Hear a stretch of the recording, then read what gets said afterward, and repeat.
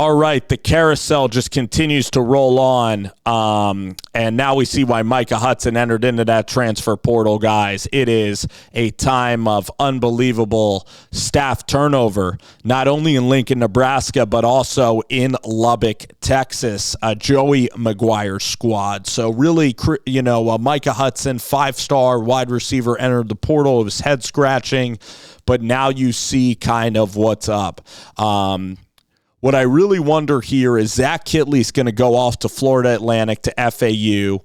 I wonder if Baron Morton, who's a veteran quarterback, I wonder, he's been a decent quarterback, Baron Morton, but he's also had his share of interceptions and his share of mishaps. I wonder if him being tight with Zach Kittley, I wonder if he's going to go to Florida Atlantic as well.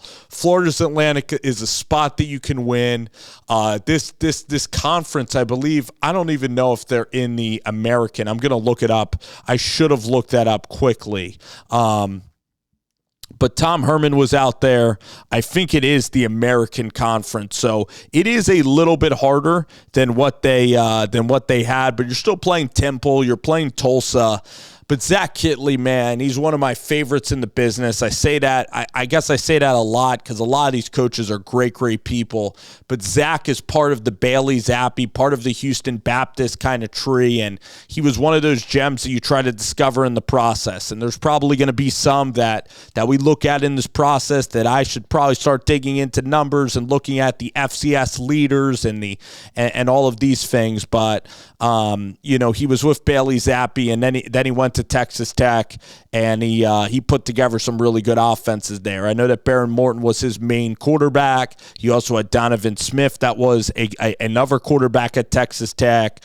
And also he had the guy who's at Louisville, who's a talented quarterback in his own right.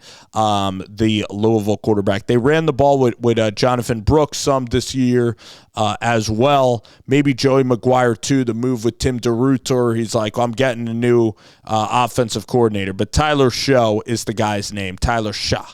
Wow, interesting. And believe it or not, Harrison Bailey is still on. Harrison Bailey, who played at Tennessee, which seems like 1,000 years ago, is still on the Louisville roster. That's a real name. I wish we had the COVID year. That's the one thing maybe you could say about the pandemic that really benefited was kids getting an extra year of eligibility. I love that. I love seeing Alan Bowman and Cam Rising and all these old guys go out there and still play football. I think that that's great. Helps them get their master's degree. They should add the year to a 5th year in college football. Not a 6th, but a 5th year.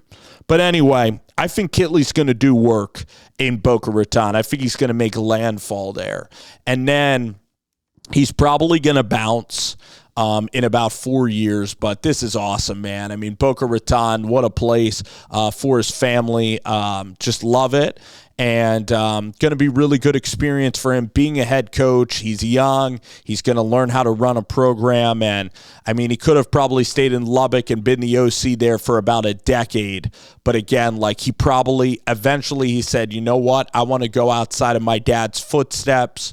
And I know that my dad is a legendary track coach in Lubbock at Texas Tech, but I want to continue to venture. And I want to go to a region of the country that I really haven't set foot in, okay, which is, really the state of Florida. And I think that this is going to be really great experience for Kittley, and it's exciting. And I can't wait to kind of see the staff that he puts together up there, or down, I should say, in Boca Raton. So we'll track it. It'll be fun. And to see the first-year coaches have success, I mean, that's a ton of fun when you see that happen. So, Zach, congratulations, Coach Kittley. Going to Boca Raton. FAU, we saw what happened with Lane Kiffin. Can a similar thing happen here? I love the hire.